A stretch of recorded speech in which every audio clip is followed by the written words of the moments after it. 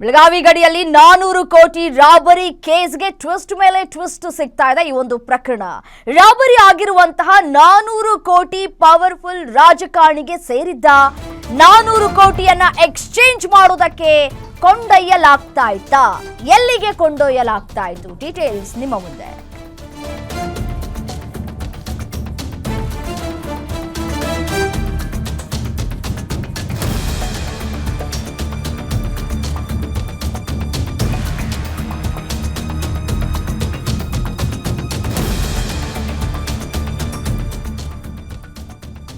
ನೋಡಿ, ಗೋವಾದಿಂದ ಬೆಳಗಾವಿ ಮೂಲಕ ಗುಜರಾತ್ಗೆ ಹೋಗ್ತಾ ಇದ್ದ ಅಹಮದಾಬಾದ್ ಆಶ್ರಮದಲ್ಲಿ ನೋಟ್ ಎಕ್ಸ್ಚೇಂಜ್ಗೆ ನಡೆದಿದ್ದ ಪ್ಲಾನ್ ಕೇವಲ ಮಧ್ಯವರ್ತಿಯಾಗಿ ಕೆಲಸ ಮಾಡಿದ್ನ ಕಿಶೋರ್ ಸಾಳ್ವೆ. ಗ್ಯಾರಂಟಿ ನ್ಯೂಸ್ ನಲ್ಲಿ ಮತ್ತೊಂದು ಬಿಗ್ ಎಕ್ಸ್ಕ್ಲೂಸಿವ್ ವರದಿ. 400 ಕೋಟಿ ಹಣದ ಹಿಂದೆ ಬಿದ್ದ ಎಸ್ಐಟಿಗೆ ಸ್ಫೋಟಕ ಮಾಹಿತಿ ಲಭ್ಯವಾಗಿದೆ. ನೋಟ್ ಎಕ್ಸ್ಚೇಂಜ್ಗೆ ಗೋವಾದಿಂದ ಅಹಮದಾಬಾದ್ಗೆ ಶಿಫ್ಟಿಂಗ್ ಅನ್ನ ಮಾಡಲಾಗ್ತಾ ಇತ್ತು. ಇದರ ಜವಾಬ್ದಾರಿ ಆರೋಪಿ ವಿರಾಟ್ಗೆ ನೀಡಿದ್ದಂತಹ ಕಿಶೋರ್.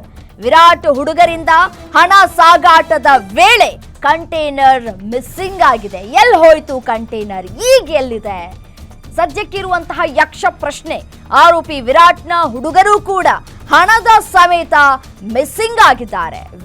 ವಿರಾಟ್ ಬೇಕು ಅಂತಾನೆ ಈ ಒಂದು ಹಗರಣಕ್ಕೆ ಕೈ ಹಾಕದ್ನ ಅನ್ನುವಂತಹ ಪ್ರಶ್ನೆ ಕಾಡ್ತಾ ಇದೆ. ಯಾಕೆ ಅಂದ್ರೆ ಅವನ ಹುಡುಗರು ಕೂಡ ಮಿಸ್ಸಿಂಗ್ ಆಗಿದ್ದಾರೆ. ಸೊ ಅನುಮಾನಗಳು ಮೂಡೋದು ಸಹಜ. ಕಿಶೋರ್ ಮತ್ತು ಜಯೇಶ್ ಮಾತನಾಡಿರುವಂತಹ ಸಂಭಾಷಣೆಯಲ್ಲಿ ಒಂದಷ್ಟು ವಿಚಾರವನ್ನ ರಿವೀಲ್ ಮಾಡಿದ್ದಾರೆ. ಗುಜರಾತ್ನ ರಾಜಕಾರಣಿಗೆ ಸೇರಿದ ಹಣ ಅನ್ನುವಂತಹ ವಿಚಾರವನ್ನ ಇಬ್ಬರು ಮಾತನಾಡಿರುವಂತಹ ಸಂಭಾಷಣೆಯಲ್ಲೂ ಕೂಡ ಬೆಳಕಿಗೆ ಬರ್ತಾ ಇದೆ.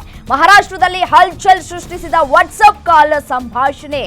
ಇಲ್ಲಿ ರಾಜಕಾರಣಿಯ ಹೆಸರು ಕೂಡ ಕೇಳಿ ಬರ್ತಾ ಇದೆ. ಪ್ರಭಾವಿ ರಾಜಕಾರಣಿ ಯಾರು? ಆ ಪ್ರಭಾವಿ ರಾಜಕಾರಣಿ ಅನ್ನುವಂತಹ ಪ್ರಶ್ನೆ ಒಂದ್ ಕಡೆ ಕಾಡ್ತಾ ಇದೆ. ಇದರ ಜೊತೆಗೆ ಇಲ್ಲಿ ಆಶ್ರಮವನ್ನು ಕೂಡ ದುರ್ಬಳಕೆ ಮಾಡಿಕೊಂಡಿದ್ದಾರೆ ಅನ್ನೋದು ಗೊತ್ತಾಗ್ತಾ ಇದೆ. ಸಾಮಾನ್ಯವಾಗಿ ಆಶ್ರಮದಲ್ಲಿ ಇಡಿ ರೇಡ್, ಐಟಿ ರೇಡ್ ಯಾವುದೂ ಕೂಡ ಆಗೋದಿಲ್ಲ. ನೀವು ಈ ಹಿಂದೆ ಹಿಸ್ಟ್ರಿಯನ್ನ ತೆಗೆದು ನೋಡಿದ್ರೂ ಕೂಡ ಗೊತ್ತಾಗುತ್ತೆ. ಯಾಕೆ ಅಂತಂದ್ರೆ ದೇಣಿಗೆ ಬಂದಂತಹ ಹಣ ಅನ್ನುವಂತಹ ಸಬೂಬನ್ನ ಕೊಡ್ತಾರೆ. ಸೊ ಹಾಗಾಗಿ ಈ ಹಣವನ್ನ ಈ ಆಶ್ರಮದಲ್ಲಿ ಇಟ್ಟುಬಿಟ್ರೆ ಅಂತ ಹೇಳಿ ಆ ರೀತಿಯಾದಂತಹ ಆಲೋಚನೆಯನ್ನ ಕೂಡ ಮಾಡ್ತಾ ಇದ್ರು ಅನ್ನೋದು ಗೊತ್ತಾಗ್ತಾ ಇದೆ.